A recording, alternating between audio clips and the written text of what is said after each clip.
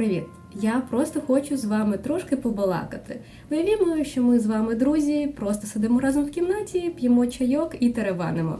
Я маю от чай, прапор, Україну налаштовані шкарпетки і плямистого собаку. Тобто все для створення затишку в цьому відео. Я перейшла на українську майже з самого початку війни і просто хочу трошки поговорити на цю тему, поділитися своїми думками, враженнями, труднощами, з якими я зіштовхнулася, цікавинками, які помітила і так далі. Моя мовна історія, назвемо це так. Я, до речі, зараз дивлюся «Всі жінки-відьми» українською звучкою, і це просто смерть від ностальгії. На черзі ще Сімпсони і Футурама. А прямо зараз, ймовірно, якийсь москалик пише мені в коментарях про свинячу мову і про те, що я маю говорити по-нормальному, бо він не розуміє. А я, звісно, що маю підлаштовуватися під нього, бо русский язик, он основной для всього постсоветського пространства. Я, звісно, що того не побачу, бо в мене стоїть фільтр в коментарях, який все то автоматично банить. Але це підводка до наступної моєї думки. На свій минулий російськомовний канал я якось знімала, здається, 2 відоси українською чи типу того, і це було задовго до війни. Але коментарі під тими відосами були точно такі самі, як і зараз. Про свинячу мову, про те, що я нічого не розумію, говори нормально, а почему не на русском і так далі. І тоді це справило на мене дуже таке негативне враження, залившився дуже неприємний осад, і це відбило бажання знімати українською взагалі будь-що. Навіть ті відоси я приховала. І мені досі постійно росіянці пишуть про мову. Ты никогда больше не будешь такой популярной, потому что украинский язык никто не знает и не понимает, и тебя никто не будет смотреть. И зачем вы себя насилуете этим языком? Вы же всю жизнь нормально говорили на русском, зачем вы себя сейчас насилуете? Это все тренд, это все просто такая мода. Вот война закончится, тренд пройдет, и вы опять будете говорить на русском, и ты опять пойдешь на свой старый канал, потому что там деньги и подписчики. А які ваші улюблені висери росіянців? Пишіть у коментарях. Взагалі, я з україномовної родини, і в дитинстві я говорила українською. Мені читали книжки українською, я дивилась мультфільми українською і спілкувалась, відповідно, теж українською. Але тато в мене росіянин.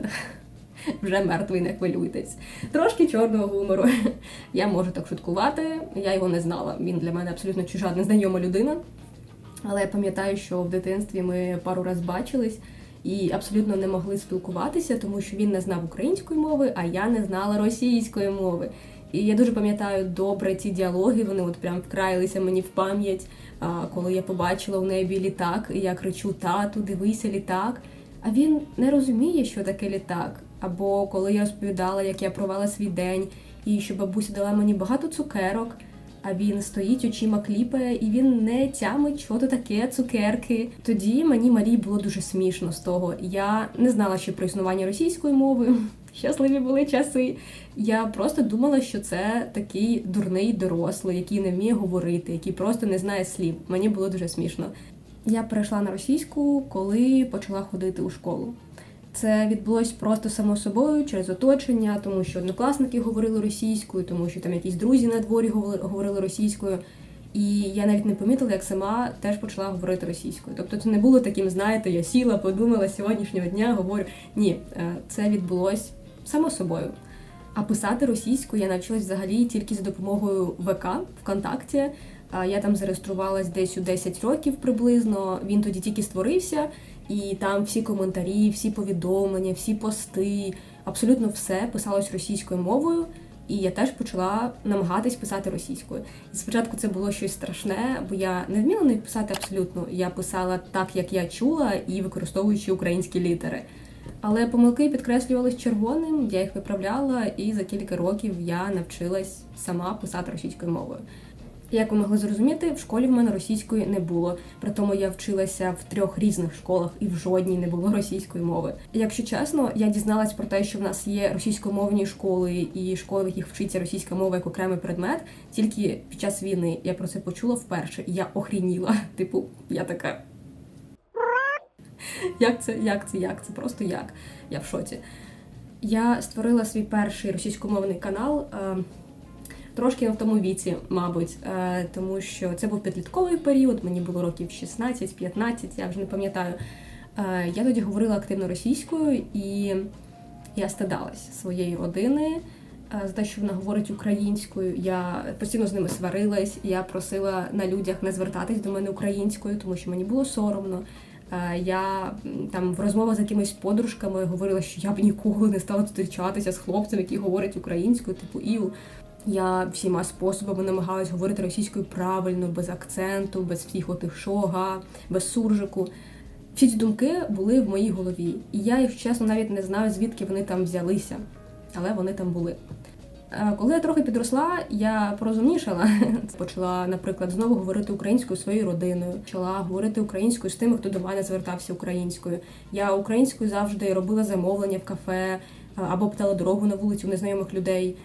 Але в своєму побуті я все ще говорила російською. Я навчалась російською, я дивилась всі фільми в російській озвучці, читала російські книжки, слухала російську музику і сама з своїми друзями говорила тільки російською.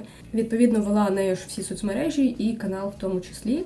І тоді мені це здавалось, в принципі, комфортним, тому що я все ще жила в російськомовному середовищі, в місті російськомовному. І це здавалось зручним. До речі, через те, що я говорила російською, багато хто в інтернеті думав, що я з Росії. І коли я перейшла на українську, мені багато хто писав, типу, о, прикольно, а я думав, ти з Росії. Ще цікавий момент, я маю собаку, і вона знає російську мову. Тому що я її завела до того, як перейшла на українську, відповідно, я всі команди вчила з нею російською, говорила з нею російською, вона знає тільки російську мову. Я все сиділа і думала, чи варто її перевчати на українську, бо це доволі складно і дуже плутає собаку. І вирішила, що таки я не буду її перевчати, не буду морочити голову ні собі, ні їй. Тому зараз ми з нею спілкуємося обидвома мовами, і російською старі команди, і українською нові команди ми вчимо. Я ще помітила, що забороняючи команди, собака набагато краще розуміє російською мовою, тому що українська більш м'яка, приємна, і вона фонетично відрізняється від російської, а собаки такі моменти дуже добре відчувають. І от ці ситуації, коли собака на вулиці жре якесь гімно під кущем, а ти там з іншого кінця вулиці кричиш до неї «Нельзя!», це набагато дійсно краще працює російською, ніж українське не можна, яке дуже м'яке. Коли я споживала весь контент російською, це був величезний вплив російської культури, російського менталітету на мене. І я це помітила тільки перейшовши на українську, бо змогла порівняти. Я дивилась російською абсолютно все, тобто і розважальні матеріали, і пізнавальні якісь новини і так далі. І зараз я розумію, що абсолютно вся та інформація, яку я дивилась російською, вона була про Росію. Вона була про Росію. Я цікавилась фемінізмом доволі активно певний час. Я дивилась багато відосів про фемінізм російською мовою, в якому висвітлювалися проблеми, які є в Росії. Але там не говорилось, типу, це проблеми Росії. Там просто говорилось, що от фемінізм бореться за ці проблеми, і вони перераховуються. Але зараз я розумію, що це проблеми Росії. Це російські проблеми, їх немає в Україні. І я не кажу, що в Україні немає проблем, вони є, але вони зовсім інші. Коли це усвідомила, я сиділа з отакенними очима, бо я зрозуміла, що все це життя до війни я жила в російському медіапросторі, і я, наче ментально жила на Росії. На українську я перейшла весною, і це трапилось теж само собою. Тобто, знов-таки не було моменту, я сіла, подумала, що сьогоднішнього дня говорю тільки... Ні, я просто помітила, що я все більше і більше починаю використовувати українську, а російською майже не говорю, тому що мені банально стало некомфортно нею говорити. У мене зникло таке бажання. Просто не хочу, та й все. Тому мене так щиро і дивують оці росіянські коментарі по типу «Зачем себя насилувати українським язиком?» Насилувала би я себе російською мовою, якби я зараз нею говорила.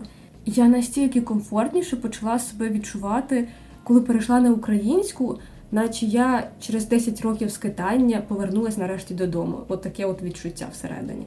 Я ніколи не думала, що мова, якою ти говориш, може так впливати на твоє самопочуття. І більш того, я була дуже здивована, коли такі ж самі слова почула від інших людей, бо я певний час дивилась відоси типу цього, про те, як люди переходили, про їх досвід і думки на цю тему. І багато хто відмічав ці ж самі речі. Ймовірно, це пов'язано більше з тим, що українська є саме мовою мого дитинства. Але тим не менш, оце от відчуття комфорту всередині, воно дуже сильне, і мене це дуже тішить. А ще мені дуже сподобалась фраза, що мову обирають не як мову своїх батьків, а як мову своїх дітей. Я це теж почула в якомусь відосі, і мені це здається дуже доречним. Мені аж не віриться, що українська змогла зберегтися настільки добре після стількох років її винищування. І дуже хочеться зараз докласти зусиль, дуже хочеться якийсь свій внесок зробити в оце збереження, відновлення і популяризацію української мови. Зараз я російську сприймаю тільки як іноземну мову. Тобто, якщо іноземці до мене звертаються російською, я спокійно доволі реагую і відповім, можу поговорити російською. Наприклад, чехи деякі, такі 50+, вони здебільшого можуть знати російську, бо її тут колись змушували вчити в школах, прости господи. Але коли до мене російською звертаються українці, я відчуваю дуже сильний супротив. Мені некомфортно. Я дуже, знаєте, не люблю сварки, не люблю якісь такі суперечки з цього приводу, це мовне питання, я ніколи з ним ні до кого не лізу. Я для себе зробила певні висновки, я живу так, як мені комфортно, і нікого не чіпаю. Але просто як факт, коли до мене звертаються російською українці, мені дуже так от і скоріше за все, я не буду активно спілкуватися з такими людьми. Особливо, якщо це українець, який знає, що я україномовна, і продовжує мені відповідати російською на мою українську, це щось занадто вище мого розуміння. Так само, коли я чую якусь російську від незнайомих людей на вулиці, за кордоном, я зараз не в Україні, на жаль, так от, коли я чую російську від незнайомців на вулиці, в мене перша думка про те, що це росіяни. І від цього трошки некомфортно, м'яко кажучи, бо не дуже хочеться мати якісь контакти з росіянами. Зараз українську насправді мало хто добре знає. Скільки б люди не кричали в інтернетах про те, що вони ідеально знають українську, але просто не хочуть нею говорити, я просто доволі часто чую саме цей аргумент.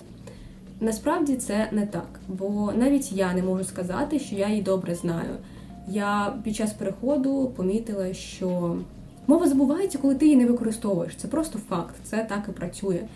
І коли я почала переходити, я багато слів не могла згадати. Я багато слів не могла зрозуміти. Я просто в розмові, звісно, зрозуміло, але коли я читала книжки українською, я багато слів не могла зрозуміти, які написані в цих книжках. І коли я їх гуглила, я усвідомлювала, що я їх знаю. Я знала ці слова, я колись їх чула, я навіть колись їх використовувала, але просто забула. Крім того, зараз в мові дуже багато росіянізмів і суржику.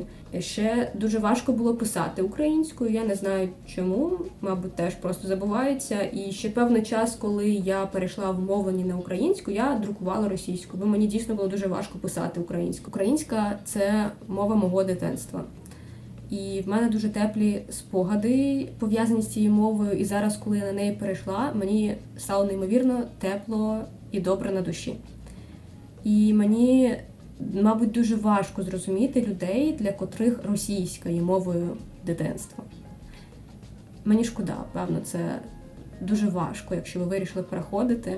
Сподіваюся, у вас все вийде, і якщо вам немає з ким практикувати українську, ви можете писати мені, побалакаємо. В мене трошки змінилось оточення після переходу на українську.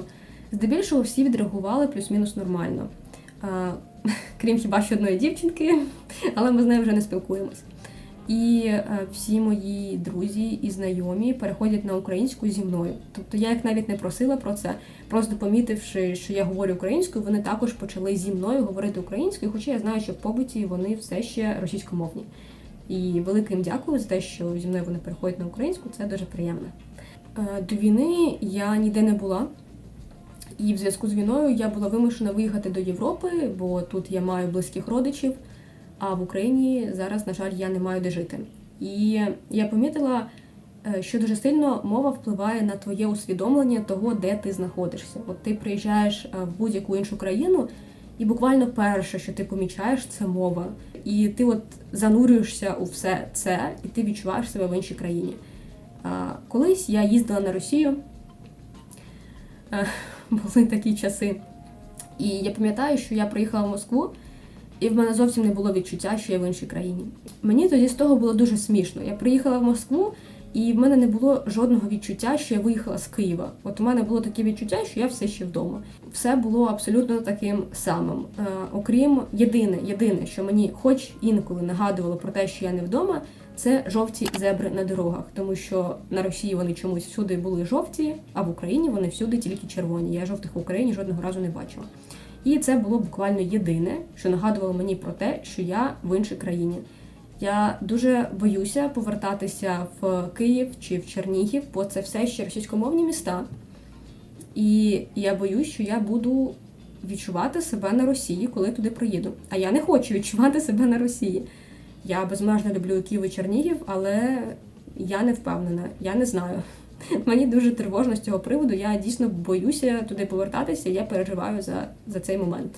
Бо зараз знов-таки я оточила себе всім українським, весь мій медіапростір, всі мої там друзі, все навколо мене, воно все українське. Я російську зараз не чую майже ніде, і я до цього звикла дуже сильно. Я не хочу повертатись в російське середовище. Якось так. Мене дуже тішить, що зараз мова активно розвивається, що з'являються якісь нові слова, нові відповідники. Мені дуже подобається слово «хтивки». І новий правопис теж кайф. Кожен раз, коли я бачу, як якісь медійні люди, там блогери чи ще хтось, актори, співаки переходять на українську, мене це дуже тішить, тому що я вважаю це дуже важливим, якщо ми говоримо саме про медійних діячів, бо це, знаєте, не просто там якісь розмови на кухні побутові, це медіапростір, де людина транслює, представляє свою країну. Я не знаю, чим завершувати цей відос. У мене закінчився чай. Бажаю успіху всім, хто вирішив, прийняв таке рішення переходити на українську. Це дуже круте рішення. Я дуже підтримую, тримаю з вас кулачки. Дякую за перегляд. Вліпіть, будь ласка, вподобайку і підпишіться на канал, якщо ви цього ще не зробили.